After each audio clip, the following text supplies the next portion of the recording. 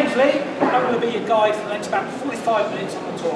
What we're going to do is we're going to give you a small little brief on how we get to Tiger 2 first, because I think it's quite important to understand how we got to this beast. It's Tiger Day, so the first little bit we're going to do is we're going to just do a very, literally about 5 minutes or so on Tiger 1, to give you an idea of where the program come for Tiger 2. Just to give you an outset of how this machine behind me actually was born. So, we've got to go all the way back to 1941. So May 1941, Hitler goes out to the two main manufacturers, Henschel & Son and Ferdinand Porsche. And basically what he says is, I want a heavy tank program. So the original program was going to be designed at 45 tons. So he said what he wanted and everything else. And he said, right, you now got to go away, have a look at it, and I want some designs and I want a couple of prototypes. So they then presented two prototypes on his 53rd birthday. Now the problem being with Hitler was he intervened with the program from day one. So originally the tank was supposed to be 45 tons. He then got involved, different guns, different armaments, and then we ended up basically Tiger 1, depending on its role, from 56 to 63 tons. The problem being is Hitler couldn't keep his ideas out, so it just kept growing and growing. We had this massive great big thing against the Henschel and the Porsche design that went through the whole of the Tiger program. Started off with the Tiger 1 and did go into the Tiger 2. The thing was, by 1943 now, things are starting to change. Russia is now starting to catch up with the German technology, especially with the IS-2, with the 120mm gun and good ground armour protection. The Tiger 1 program needed to be updated. So yet again, Hitler then went to saw Henschel & Sons and went to saw Ferdinand Porsche. Again, what did he do? He stuck his nose in from day one. So when we look at the Tiger program, what we have in front of us here is we have what's known as the production Tiger 2. Okay, so what we've got here is what everyone classes as a Henschel turret. What we had also from the Porsche side of things was the Porsche turret. Now this is a myth I want to break from day one here. The Henschel and the Porsche turret, they were actually all built and done by Krupp. The only thing that actually changed for the thing of it was that Rheinmetall actually got involved with it at the Porsche design stage of things. The reason being is, the original plan for Porsche was they were going to use the same gun that was in Tiger 1. So the KWK-3688, which we all know, really good gun, good optics on it, that's what helped Tiger to be the myth that it is. The only problem was, Hitler wanted it bigger, he wanted it better and everything else. He wanted to put Rheinmetall's gun in here. Now Krupp got a little bit upset about this because they're building the turrets and everything else. They didn't want their counterparts being put in on theirs. So a lot of arguments went back and forth between Hitler and Krupp. Krupp agreed at the end, after lots of arguments, to go for the KWK-43. What we got this big lump above my head here. So, what happened to the original Porsche turret design? It was 50 were made. Now, there's a couple of problems with it. The first thing was it was expensive and hard to make. Because what they designed to do, and unfortunately I haven't got a picture here, so I'm going to need you to use a little bit of imagination for it.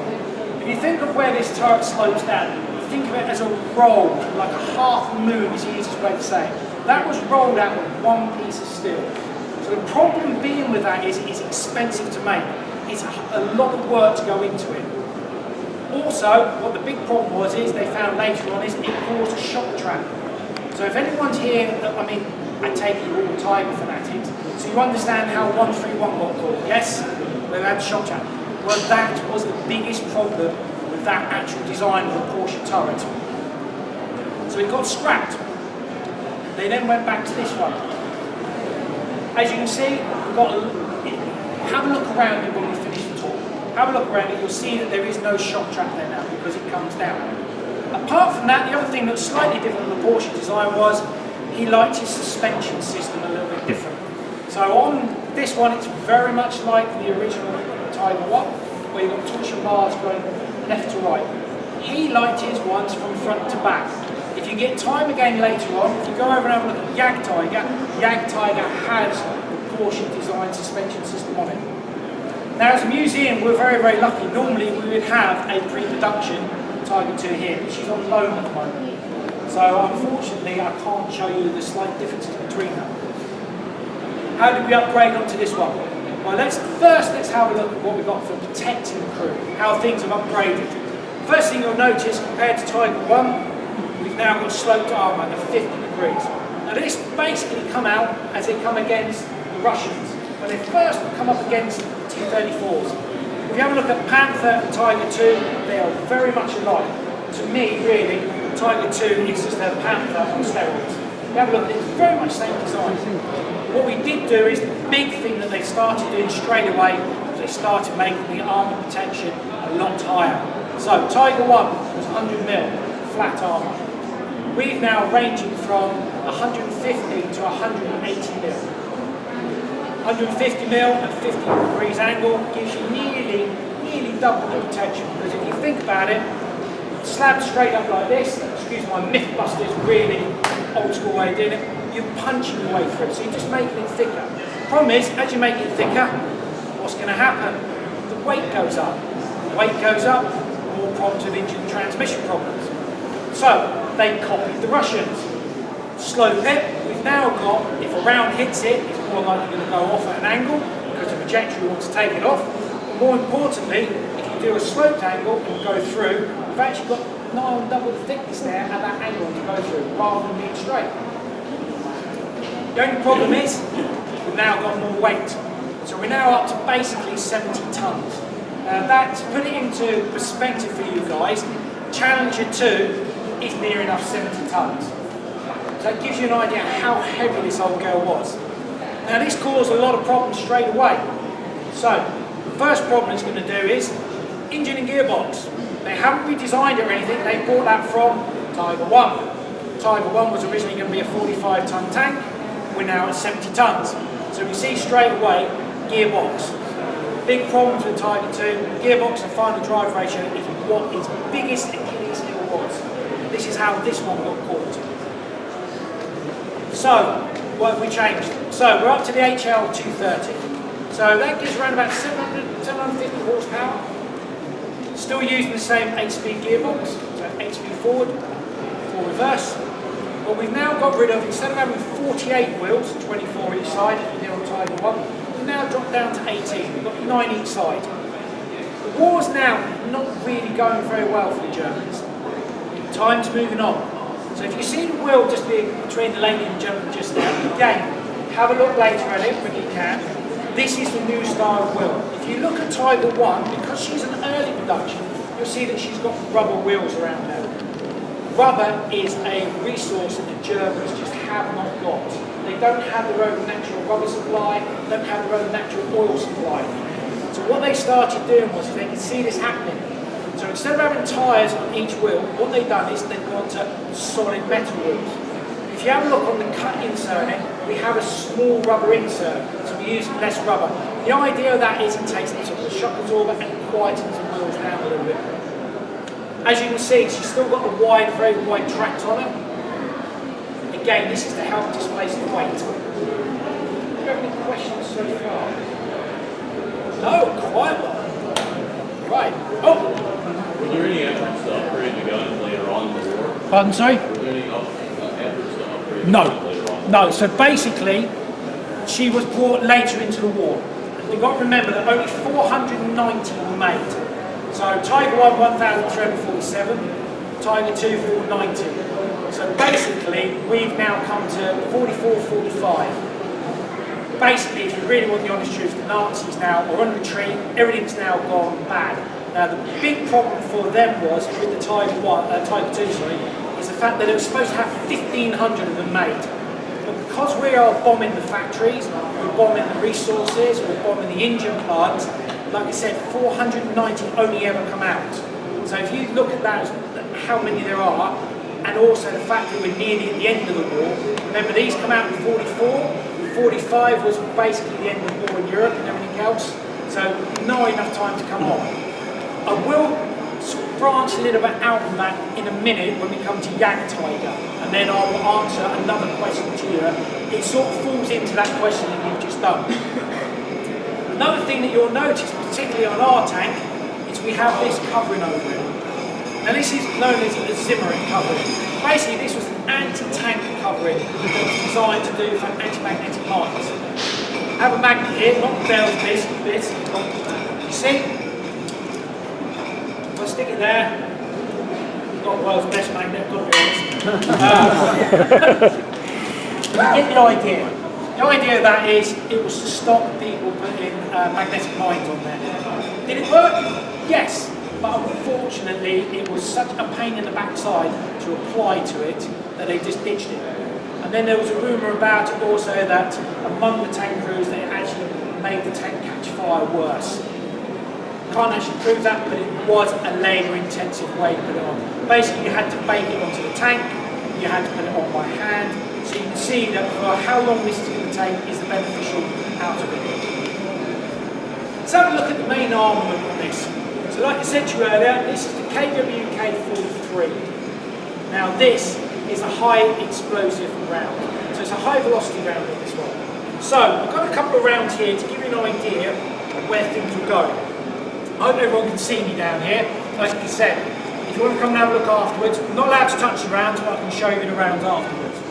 So, this little baby, I say little, this is what would be your Tiger 1 round. Okay, so this is your 88, standard 88 round. For us, we then come back, we copied the Germans basically, we then put a 17-pounder into a Sherman and called it a Firefly. That was our answer at a quick way of doing it. So, this is our version of the 88. This is our 17-pounder. So as you can see, slightly bigger than the 88 originally, and this then started causing damage to Tiger 1.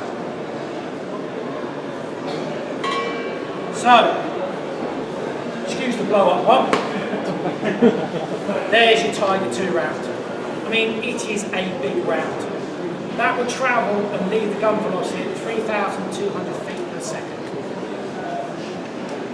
Now, I'm going to get you to sit down and think about it. That's a hell of a round coming out.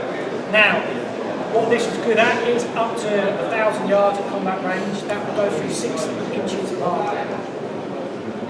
Now, you can understand why our Allied tanks were scared of it. So, I'll lift it up so you guys can see in the back there. So, that is the high velocity round that would go in this one.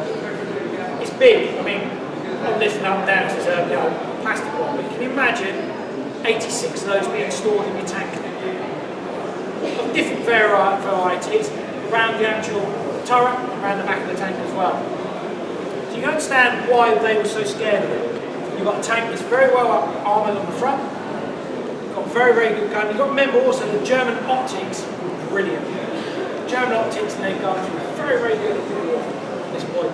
Also you had your standard machine gun on the front, MG34, and you had another MG34 on the top. Was it a good tank? Not really. Can't really turn around and say because it didn't really do much. But the problem being was mechanical breakdowns on it were the thing that really bailed it, and running out of fuel. It liked eating fuel like it was going out of fashion. But its main thing is, like this particular one here, this was caught in a field in Normandy, 1944. The reason being was it was in a beet field, did a hard turn, and he broke the drive suspension line. Couldn't do it. We then come along. Well, there is a double-edged story on this one. One says it was one guy who shot it, another guy says another one. So I'm just going to go for the factors to keep correct on it that it had 2 6-pounder rounds down the side. Again, have a look down after that chat and everything else. Have a look down the side. There is 2 rounds that have been put in by our Allied tanks. It's taken a chink out of the armour, but it hasn't gone through. It's not what stopped this tank. You may look at it and think, oh, maybe that's done some damage. Have a look at it. It's taken a lovely chink out of the armour. You can see how thick that armour plating is and how well protected the crew works. Questions? How heavy was that round? And that's light. That one's light. You're looking around about 61 kilos. It's strong to be alone. The only good thing is, these were brass cartridge rounds. So unlike on modern day rounds, go up there, you then had to get rid of the brass cartridge. So lift up after a few rounds, brass cartridge out the top, go back in. But you can understand you've got to be fit. Now, one thing I'll always say about tanks, they They look big on the outside, but they are so small inside. So can you imagine, you've got a crew of 5 on this, don't forget. You've got to load it, you've got a small area to run around, you've got the gun going off, you've got the old cartridge being ejected, it's smoky, it's smelly, it's noisy. Would you want to be in it?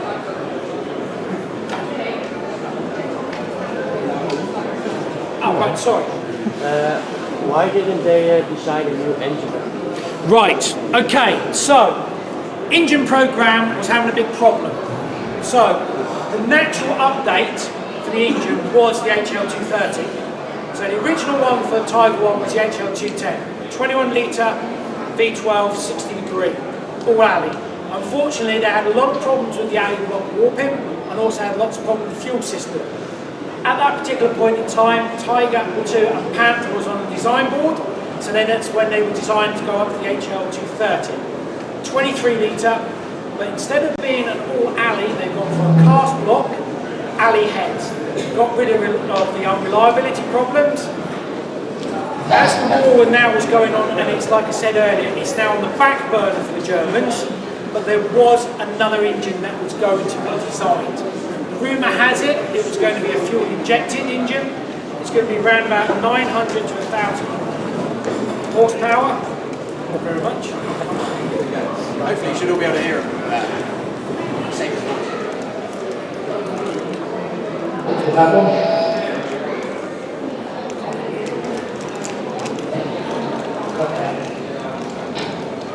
Sorry about this. Yeah. Hello. Cool. It's good now. Can you all hear me now? No, it's all gone quiet. A little bit better? Yeah. Yeah, is that better? Marvellous. Right. Speakers over that side, sorry guys. Hello, question. Through the contract. Right. Now nowadays we speak in like miles of the gallon. This would do 3 gallons per mile. Okay, so yeah, give you an idea of how bad the fuel production was. You got to remember that it is a heavy tank, we're talking nearly 70 tons dry. Okay, so a rule of thumb for me on that one is you haven't added the crew, you haven't added gallon of fuel. Then also is the thing I was especially on Tiger 2, the pictures you'll see on Tiger 2 at the end of the war is you'll see it's covered in not marshes, usually trees. So used for camouflage. So I would say estimate 71 to 73 tons, give or take. By the time you've added all the bits and pieces on. Also, lots of tank crews also collected trinkets that they went on. So bits and pieces they collected as the war's gone on other tanks, soldiers, etc., etc. So you've got those added. The biggest thing I'll turn around and say about any tank from World War II is the fact is it's very different from tank warfare nowadays. A tank to the crews back then wasn't just a tank, it was their home. So you've got to remember that they're not just in it for a couple of days, they're in it for weeks at a time, moving around, they're moving from one place to another. So it's their home, it's not just a machine, it's where they sleep, where they eat, where they do their toilets and everything else. So you've got to remember it's more of a connection to a more than would be nowadays. Any other questions?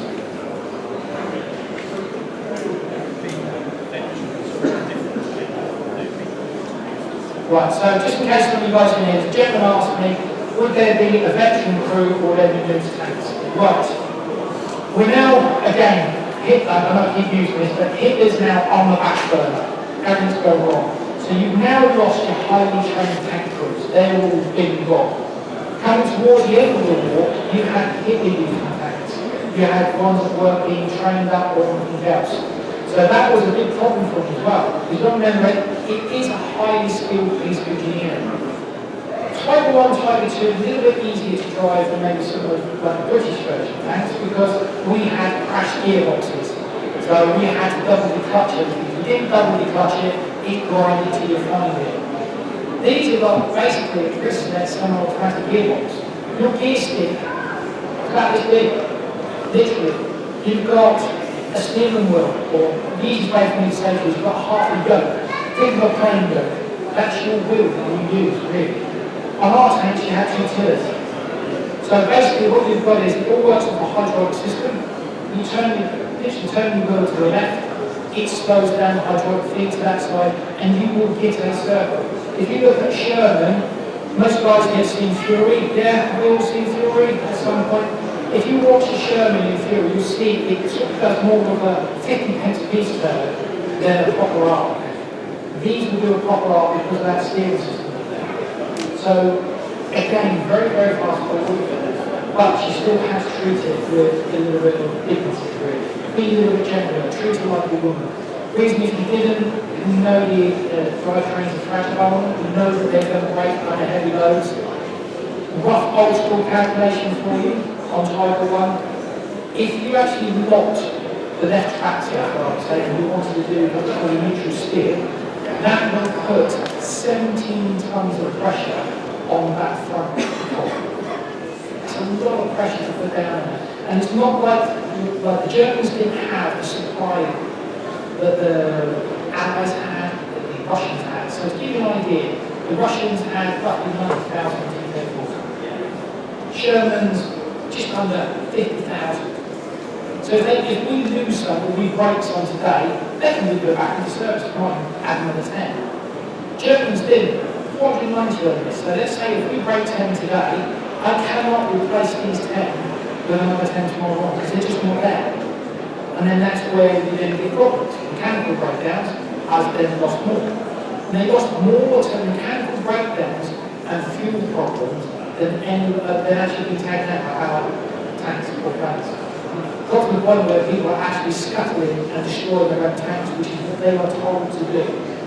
In German army, you were not allowed to leave your tank to fall into enemy hands. Now, Twilight 2, there's a brilliant one if you guys want to go onto the internet. You will see a Tiger 2 with an American star on it, nicknamed the Cooker. The reason being is the Americans took it, fixed it, got up and running, and then used it against the Germans. This also happened quite a lot to the Panthers as well, especially with the French. The French did exactly the same. So, there was the next stage up from this. Okay, the next stage up from this is what you see around the corner. Now normally, on small groups, I take around that. After we've had the tournament, go and have a look. We've got that Tiger. Again, Hitler got involved. He wanted to be bigger, wanted to be better. So, she starts off at 70 tons. We've now gone to 128 mil go. 88, 128 mil go. This is where I come to you early on and say, well, we're talking about the outright go. No. We originally started off as a Pack 44. The Pack 44 gun was too big to be used as an anti-tank weapon. So, Hitler getting involved said, well, let's shove it in the tank. We couldn't put it into a tank, so we couldn't find a tire big enough to hold it. So that's where the Yak tire comes into it. You look at it, there is no tire.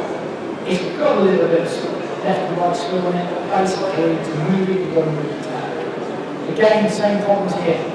We had a Porsche variant and we had a Hunter variant. But they didn't change the gearbox, they didn't change the engine, but they added more weight onto it. The gun on it is just look at it, it's huge. It's very OTT.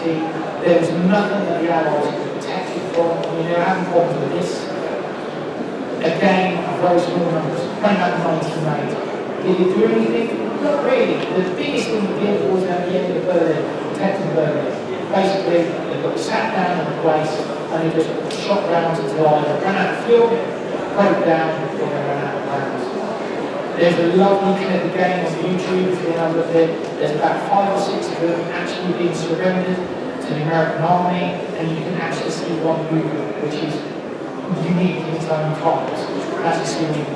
That particular one over there was taken from the test site, the same as where our pre-production Type 2 and our Panther down on the school come from. Any other questions? Oh, we've got a few. I'll come to you first because your hand up there first. Right, okay, recovery. Can a Tiger tow another Tiger? Yes, but I'm going to go to the Tiger Feeble on this. Go and buy it. Very, very good breed. No. Because then what happens is, you will break a tiger recovering a tiger. So now you've lost 2 tigers. And unfortunately, the German army being the German army, you don't just get slapped on the wrist and sent to the potato factory for a couple of weeks because you haven't done as you were told. Basically, it's a disciplinary. Now we know what the Nazis were like, their disciplinary. What they like to use was 3 251s. And you then do it in a triangle with your bullets to recover. Then later on, as we went on, as we all know, you then had the Bergen Panthers and the Bergen Tigers, basically a recovery vehicle, a 2 recovery vehicle. Given the fragility of the engine and gearbox, what was the expected service in action? Right, the engines, the actual HO230, there was no problems with. It was the actual gearbox and drivetrain that was a big problem.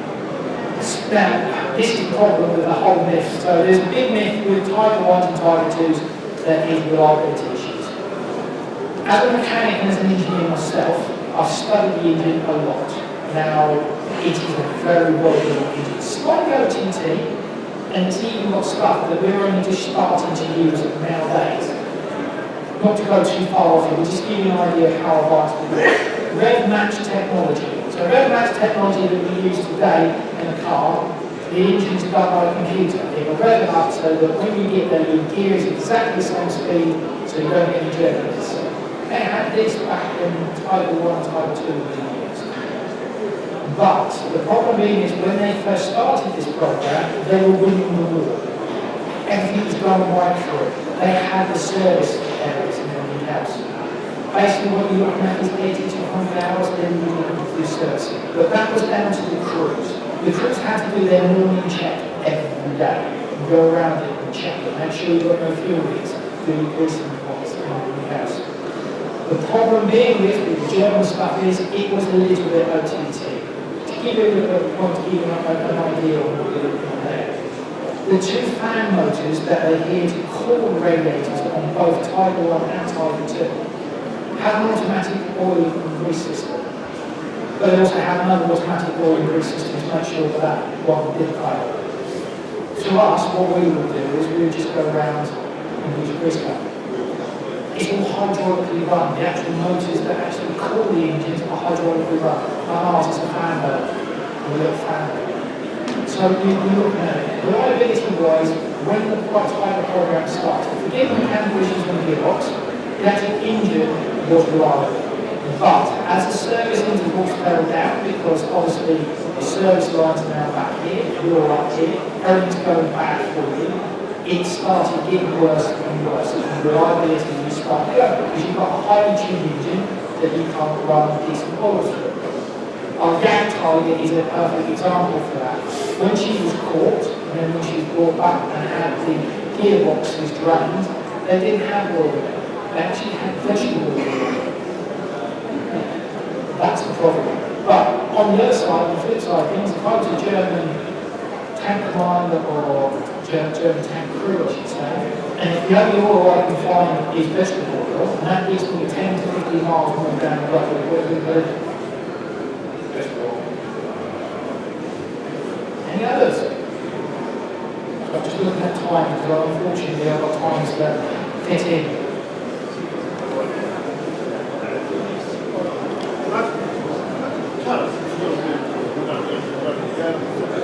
Yes, yeah. So the tire could move without the engine running. By hand. Okay, so and again, so the turret system on this, sounds like what? It goes through a hydraulic system which is run off the engine, which is run off the PTO. The PTO goes down through the centre, the obviously is in the back, the gearbox at the front. The hydraulic system was originally designed for it to do 360 degrees in 60 seconds at tick over. And that doesn't sound brilliant nowadays if you take a Leopard 2 or a Challenger. They will do that in 9 seconds. The 60 seconds at tick over, back in those days, was quick, but really quick. And you had 2 speeds as well. You had fast speed, and then you had another speed which you did that, which then you do degree by degree. So you can spin around quickly. I'll use this gentleman with the hat on, the yellow on. I'll run around really quick as fast as I can, and then slow down to do 3 degrees and go. If it failed, you've got a hand crank. Now, I haven't done it, but I have spoken to a gentleman who has hanged Frank's Tiger Rods Tiger around, and yeah, it's something you don't want to do. Trust me, it's really something you don't want to do. It is hard work, and it takes a lot of time to move around. But you guys are really quiet. I was expecting to have loads of questions this morning. I'll come to you in a second. Yeah. Right. Tigers they can do what we call a neutral turn. So one track forward, one track back. Unfortunately, it goes back to what we're saying about how much pressure you got on there. It was frowned upon. They could do it if they wanted to, but it was frowned upon because of the fact is you then break the drive or you break the front teeth or something on the drive system, and that's that tank out action. Were there any outline rounds that they demonstrated? Right. This is going to be necessary to come on to. The gentleman brought it up, which is very necessary. As it stands, no round from a tank in combat has ever penetrated an entire to the front. Even up to the late 70s. If you go gaming, and I'll keep using the internet as if they're doing a picture. There's an American Tiger 2 in this section. And they took the front section of this, they stuck it up and they fired all modern rounds at that time to it. And only one round went through it. The rest of it illusion to the dark one. That tells you how far advanced they go. I mean, the protection of this is very, very good. Especially when you think about it compared to, I'm going to use Fury because everyone knows Fury. So Fury had a big gun, okay, so had a 76mm American gun in it. But the armor protection on front Fury is only 63.5mm. 63.5mm, that was its armor protection. Now, if you have a look at Tiger 1, her gun will go through that at 100,000 yards. This particular one will go through that at 2,300 yards. To give you an idea, we are quite lucky, really, in the Tiger program, things happen as they did. Because there was 2 more Tigers to come after, or let me rephrase that, Tiger variants. So nurse, or house. The 200-ton tank, which there is only one left of, unfortunately it's in Russia, which means, unfortunately, everyone thinks, oh, we're not going to be able to go and see it. That's a 200-ton tank. Now that has 2 options of guns, that has 128mm, like the Rock Tiger, and also 150mm. Then there's the Rat. Has anyone heard about the Rat? Ready for this? A 1,000-ton tank. The reason I'm really into this is every tank should have coaxial machine gun. So on Tiger 1, Tiger 2, we've got MG34. Then we've got to guess what the actual coaxial gun, the same gun, it's not machine gun, was going to be on the Rat. Got it? Which is, they were going to use the high velocity A10 of the Tiger 2 as its coaxial gun to give you an idea of how big it was. Now, a few years ago, we used to have a model, and it actually was going to run off of 4 battleship engines. This is what it's good. I mean, the guy was completely beautiful. Because the problem being is he's lost air security. This was a big target. The Yak Tiger was a huge target. 1,000 tons running around. Way too big. Yes? How did they transport them from one theatre to another? Right, how to transport rail. They used to transport them around. That's exactly the same as Tiger 1. They do 2 different tracks. They have the combat tracks, what she's got on here now, and that's what Tiger 131 has got on today. But they had a narrow set of tracks, and they would have taken the guards off here. That makes it just, and I do mean just a bit on track. But again, the problem being is, air security is gone. All our planes, all our planes now are looking to take down. How would they transport the Rat? That is a very good question, because there's only 2 prototypes made. Of the Rat, I haven't got a clue. But on the Merce, there's 2 prototypes made. The Russians grabbed one, the Americans grabbed what's left of it.